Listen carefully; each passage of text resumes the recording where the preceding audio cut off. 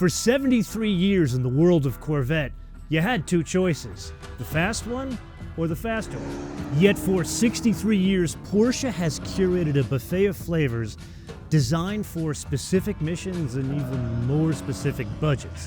Which brings us to an old saying, don't hate the player, hate the game. And to absolutely nobody's surprise, others want in on the action. So Chevy, they have dusted off a 62-year-old name, as well as brought a surprise, and in doing so, they have 9/11ified the entire Corvette hierarchy.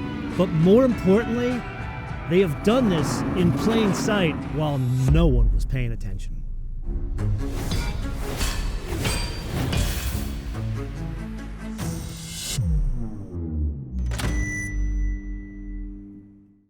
Admittedly a bold statement, and yes, we will absolutely get to what this all means in the Corvette world.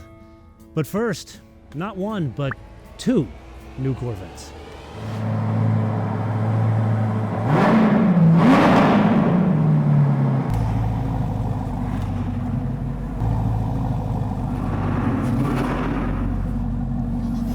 And the best place to start would be the building block of any Corvette, the V8. No longer an LT2, this is now an LS6, but you kind of knew that if you're a Corvette fanboy and have been online.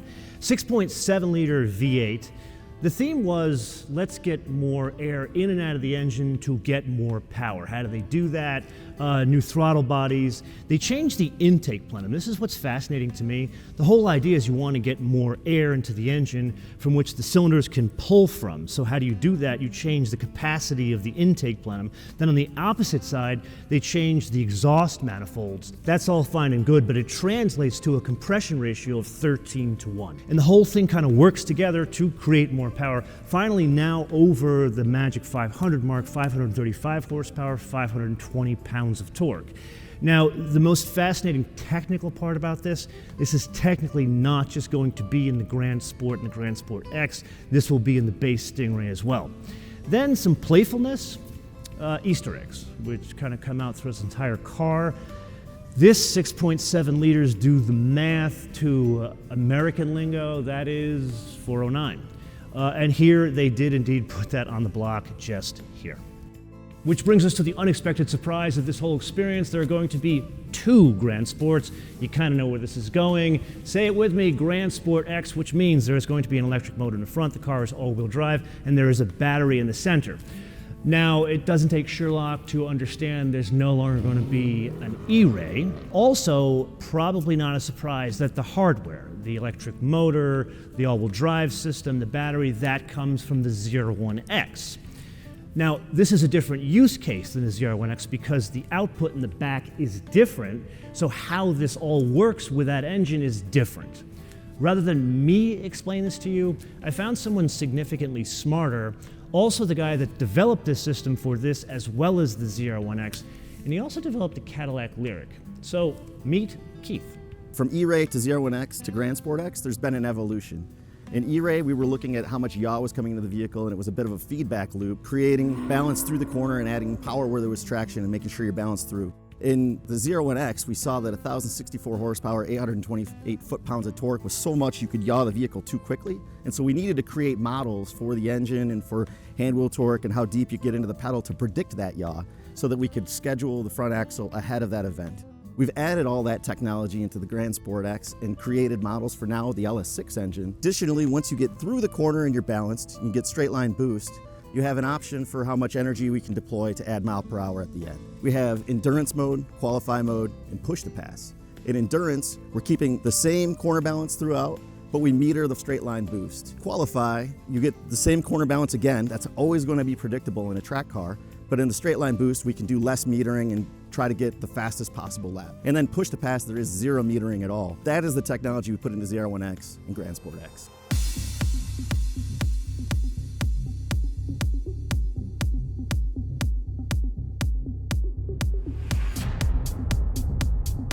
And in continuing this whole theme, what is Porsche unusually good at? Answer, separating you from your money and doing it incredibly well through options. Corvette not quite to that master's level, but they're getting there. Here there's a number of things that can be fitted to this to separate it out. One of them, the center exhaust. The part itself is sort of pilfered from the 01X. How it's connected to the different engine, that's what's different. And then hash marks. Have we discussed hash marks? Notice they're in a different place. They are optional, but they sit in the rear of the car now as opposed to the front of the car because the engine's in the rear of the car. And then we get to the brakes here. Of course, one can have carbon ceramic rotors fitted to the car, but here, unlike Porsche, it's standard in one of the versions, the GSX, optional through a performance package on the Grand Sport. And of course, that brings us to tires. One can have all seasons, or through a performance package, one can have Cup 2s. And one of my favorite options, and I don't say this because I am Greek, a Santorini blue interior. This is a one-year only option thing, so just on the launch edition, which has a couple of red bits throughout it. Which brings us to a rather obvious question. If the engine is the same between the base Stingray and the Grand Sport, which has kind of been the case through the history of production Grand Sports, what are the differences? Answer, the bodywork. Here you can see this very familiar from the Z06, but more fascinating, one of the options. So one can have an aero package, granted not like the hair on fire $10,500 aero package from a 01 and 01X, rather this, the more subdued crazy spoiler and flicks from the Z06. Let me guess, this sounds incredibly too close for comfort to a Z06, which is a very fair statement. So rather than me pontificate upon this, I have gone to the Don Corleone in the Corvette world to explain how this is going to play out. Got the lineup now filled in all the way from the Stingray up through the ZR1. And so your question, right, how does this, I'll use the word compete with the Z06.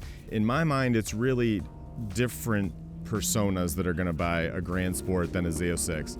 The Z06 is incredible. It's the car we derive the race car from. It's very visceral. The 5.5 Gemini engine is incredible, super distinctive sound. It's a fantastic car.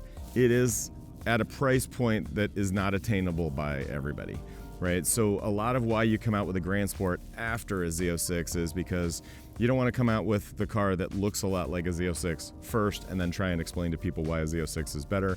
So that's why we wait until a little later in the life cycle. Plus, all the learnings and tunings that we've done on the parts from ZR1 and Z06, you know, these tires are the same tires you get on a ZR1 or a Z06, so their capability, their bandwidth is so huge, it gives us the ability to then go tune a Grand Sport based on all the things we've learned doing the other great products in the lineup. And the price point of the Grand Sport is going to be significantly enough lower than a Z06 that it'll offer our customers a pretty significant value. Right? It's going to be easier on consumables. It's not quite as fast. Brakes are going to last longer. The tires are going to last longer. So if you are the like track-minded type of person, and that's traditionally where Grand Sport really shines, right? You love the Z06. It's a brute. It's really brutally fast on the straightaways. This car is a lot more approachable from how fast you go on track. It's still crazy fast. And there is going to be, I expect, some overlap depending on where you take the car, where, you know, a Cup tire Grand Sport is probably going to be faster than your P4S version of a Z06. So it's not strictly a spreadsheet exercise. This isn't just a, oh, look at the specs. Oh, the Grand Sport X makes, you know, 721 horsepower, and that's more than the 670 in a Z06, so I must want to buy that one. It must be better.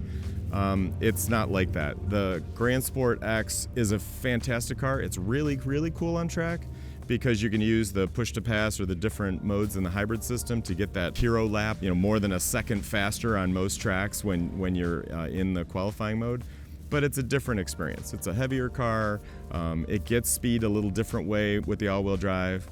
So I think we are filling in the offerings that are logical for folks, and doing Grand Sport now takes nothing away from Z06 and how special it is and that visceral connection with the car. It really just adds options for folks that want to fill in, you know, exactly what they want for their budget.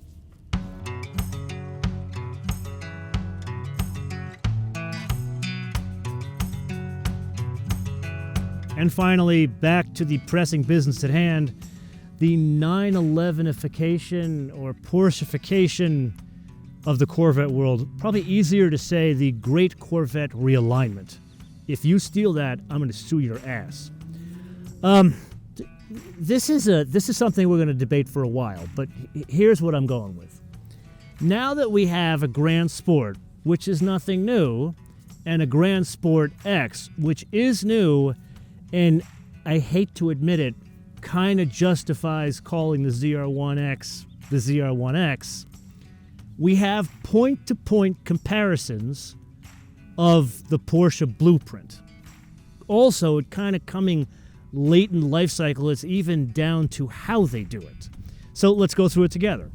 There's the Stingray, which would translate to like a Carrera T or a Carrera. And then you move up to a Grand Sport, which this is where we're going to argue, it translates to a Carrera S, I would say. And then you have the Grand Sport X, which neatly translates to a GTST hybrid. Then the Z06, pretty clear, GT3. Then the ZR1, that's where it gets muddy. I would say GT3 RS, maybe GT2 RS, and the ZR1X, obviously the Turbo S. Now, keep in mind, yes, there's more horsepower here, but there's also more weight. All the way through that line, it's about 100 to 200 pounds more. Does it justify the power difference? I don't know. Again, this is something we're going to argue about. But first time in my recollection that somebody other than Zuffenhausen is doing this strategy. And it is here I humbly submit that I'm just one man and turn this around to you to opine in the comments below or via our social media, MotoManTV all in word, MotoManTV all in word, Facebook, Twitter, and Instagram.